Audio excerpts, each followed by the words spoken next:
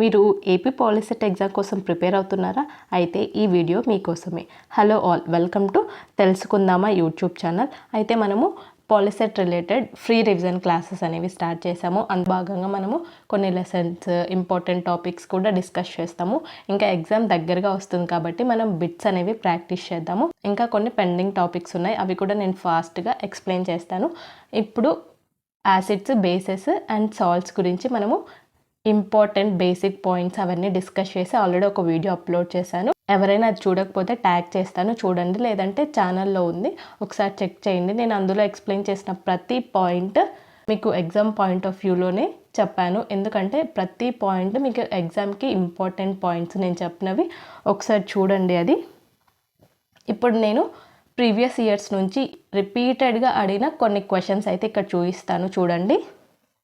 ఇక్కడ చూడండి, ఇక్కడ నేను చూపిస్తున్న ప్రతి క్వశ్చన్ చాలా టైమ్స్, అంటే ప్రతి ఇయర్ రిపీట్ అయిన క్వశ్చన్స్. సో ఇక్కడ చూపిస్తున్నా చూడండి, chemical name of baking soda. ఇది నేను మీకు ప్రెస్ చేసి మరి ఇది అడుగుతారు ఎగ్జామ్లో అని వీడియోలో చెప్పాను కదా. ఫామ్లో గుర్తుపెట్టుకోండి, కెమికల్ నేమ్ గుర్తుపెట్టుకోండి అని ఒక పెద్ద టేబుల్ వేసి చెప్పాను. ఒకసారి మీరు చూడకపోతే చూడండి. బేకింగ్ సోడాకి కెమికల్ నేమ్ వచ్చేసి మనకు sodium hydrogen carbonate, option 4 NaHCO3. అలానే మనకు బేకింగ్ సోడాకి ఇంకా జిప్సమ్, ప్లాస్టర్ ఆఫ్ ప్యారిస్ ఇవన్నీ ఉన్నాయి కదా, అవన్నీ అయితే చాలా అంటే చాలా ఇంపార్టెంట్. నేను టేబుల్ చూపించాను కదా, దాని నుంచి ఖచ్చితంగా ఏదో ఒక క్వశ్చన్ అయితే పడుతుంది, ఒకసారి చూడండి అది. Next, colour of methyl orange.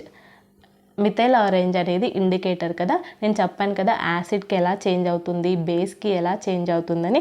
ఇక్కడ బేస్కి అడిగాడు. బేస్కి అయితే మనకు ఇది ఎల్లో కలర్ చేంజ్ అవుతుంది, ఓకేనా. అదే యాసిడ్ అడిగితే ఇది రెడ్ కలర్లోకి చేంజ్ అవుతుంది. Next, which of the following medicine is used for indigestion. అంటే మనకు HCl యాసిడ్ అనేది ప్రొడ్యూస్ అవుతుంది. అది ఎక్సెస్ అయినప్పుడు దాన్ని న్యూట్రలైజ్ చేసుకోవడం కోసం ఈ యాంటీ యాసిడ్ అనేది యూస్ చేస్తాము ఇండైజెషన్ పర్పస్ కోసం. మిల్క్ ఆఫ్ మెగ్నీషియా, MgOH2 అని చెప్పి యాంటీ యాసిడ్స్కి ఎగ్జాంపుల్ చెప్పాను కదా. యాంటీ యాసిడ్స్ వీక్ బేసెసే యూస్ చేస్తాము, స్ట్రాంగ్ బేసెస్ కాదు. స్ట్రాంగ్ బేసెస్కి ఎగ్జాంపుల్స్, వీక్ బేసెస్కి ఎగ్జాంపుల్స్ నేను చెప్పాను మీకు, అది కూడా చూసుకోండి. ఇది నోట్ చేసుకోండి, ఇలా కూడా అడుగుతారు. Anti acids strong base use చేస్తామా, వీక్ బేసెస్ యూస్ చేస్తామని. మనమైతే యాంటీ యాసిడ్ కింద వీక్ బేసెస్ యూస్ చేస్తాము. జిప్సమ్, ఇంకో క్వశ్చన్ ఇచ్చాడు ఆ టేబుల్ నుంచి. జిప్సమ్ అంటే మనకు ఫార్ములా వచ్చేసి ఏమవుతుందంటే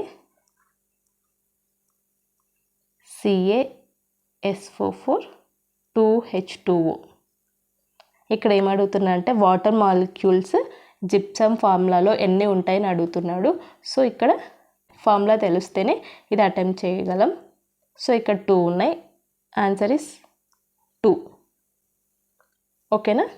నెక్స్ట్ ఇక్కడ చూడండి, which of the following metal liberates H2 gas on reaction with NaOH. ఇక్కడ ఇచ్చిన ఆప్షన్స్లలో ఏ మెటల్ NaOHతో రియాక్ట్ అవుతే మనకు H2 గ్యాస్ లిబరేట్ అవుతుందని అడుగుతున్నాడు. మనకు ఆంఫోటరిక్ మెటల్ అంటే జింక్ NaOHతో రియాక్ట్ అయినప్పుడు H2 గ్యాస్ అనేది లిబరేట్ అవుతుంది. NaOHతో రియాక్ట్ అయ్యి మనకు సోడియం జింకేట్ ఫామ్ అయ్యి మనకు H2 గ్యాస్ అనేది లిబరేట్ అవుతుంది, ఓకేనా. Next, which of the following cannot be used as x in the equation given below. Okay, ఇక్కడ ఎక్స్ ఇచ్చాడు, ఈ ప్లేస్లో ఎక్స్ ప్లేస్లో మనం ఏం పెడితే మనకు products salt, CO2 and water వస్తాయని అడుగుతున్నారు. సో ఇక్కడైతే మనకు ఎక్స్ ప్లేస్లో కార్బనేట్స్ కానీ బైకార్బోనేట్స్ కానీ పెడితేనే మనకు సాల్ట్, CO2 అండ్ వాటర్ ప్రోడక్ట్స్గా వస్తాయి. కానీ ఇక్కడ క్వశ్చన్ ఏమి ఇచ్చాడంటే ఎక్స్ ప్లేస్లో ఏది పెట్టకూడదు అని ఇచ్చాడు. అప్పుడు ఆప్షన్ 4 అవుతుంది. మెటల్ హైడ్రాక్సైడ్ పెడితే మనకు యాసిడ్ అండ్ బేస్ మధ్య రియాక్షన్ ఇది ఏమవుతుంది, ఈక్వల్స్ టు న్యూట్రలైజేషన్ ప్రాసెస్ అవుతుంది కదా. న్యూట్రలైజేషన్ ప్రాసెస్లో మనకు ప్రోడక్ట్స్ ఏమొస్తాయి, ఓన్లీ సాల్ట్ అండ్ వాటర్ వస్తాయి, కార్బన్ డైఆక్సైడ్ CO2 రాదు. సో ఓకేనా, బైకార్బోనేట్స్ కానీ కార్బోనేట్స్ కానీ ఏదో ఒకటి ఎక్స్ ప్లస్లో పెడితేనే మనకు సాల్ట్, CO2, వాటర్ ప్రోడక్ట్స్ వస్తాయి. అండ్ మెటల్ హైడ్రాక్సైడ్ పెడితే అది బేస్ అవుతుంది. అప్పుడు ఆ రియాక్షన్ అనేది ఈక్వల్స్ టు న్యూట్రలైజేషన్ అవుతుంది. న్యూట్రలైజేషన్లో మనకి ఓన్లీ సాల్ట్, వాటరే ప్రోడక్ట్స్గా వస్తాయి, CO2 రాదు. కాబట్టి మెటల్ హైడ్రాక్సైడ్ పెట్టకూడదు. నెక్స్ట్ ఇది కూడా ప్రెస్ చేసి మరి చెప్పాను. Tooth enamel is made up of calcium phosphate. ఓకేనా, దీనికి కొన్ని టైమ్స్ ఇలా నేమ్స్ ఇవ్వకోకుండా ఫార్ములాస్ ఇస్తారు, కెమికల్ ఫార్ములాస్. ఈ కాల్షియం ఫాస్ఫేట్కి కెమికల్ ఫార్ములాస్ అవి కూడా చూసుకోండి. ఓకేనా. Next, what is the pH of salt formed from weak acid and strong base. ఇది కూడా నేను ఎస్పెషల్లీ టేబుల్ వేసి మరి చెప్పాను. సాల్ట్ అనేది స్ట్రాంగ్ యాసిడ్, స్ట్రాంగ్ బేస్ మధ్య రియాక్షన్ జరిగినప్పుడు ఫామ్ అయిన సాల్ట్కి నేచర్ pH ఎలా ఉంటుందని ఒకసారి ఆ వీడియో మీరు చూడండి. చూసారంటే ఈ బిట్స్ అన్నీ ఆన్సర్ చేయడం చాలా ఈజీ. ఓకేనా. ఇప్పుడు weak acid and strong base, నేను ఇక్కడ ఒక పిక్ చూపిస్తున్నాను చూడండి, దాన్ని బేస్ చేసుకొని అది ఒకసారి చూడండి.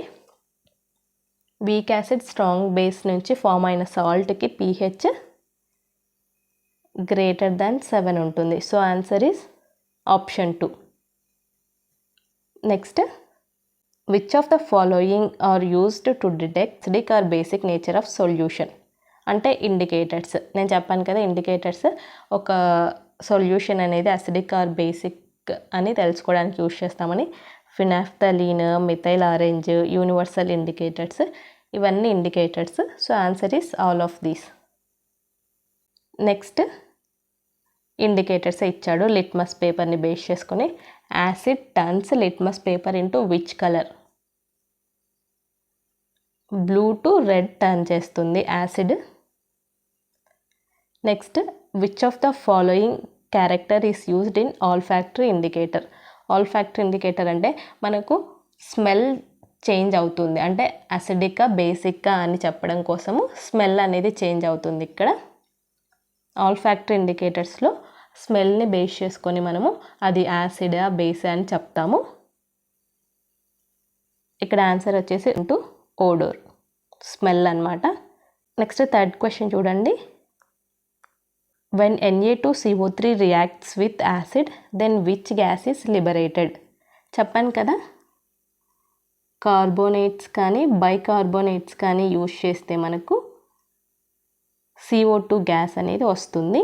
ఇక్కడ Na2CO3 ఒక carbonate, metal carbonate. So CO2 gas అనేది లిబరేట్ అవుతుంది. ఓకేనా. Next, antacid. చూడండి ఈ యాంటా యాసిడ్ మీద ఎన్ని క్వశ్చన్స్ వస్తున్నాయో. యాంటా యాసిడ్ అనేది మనకు యాసిడ్ కాదు, చాలామంది యాసిడ్ అని చెప్తున్నారు.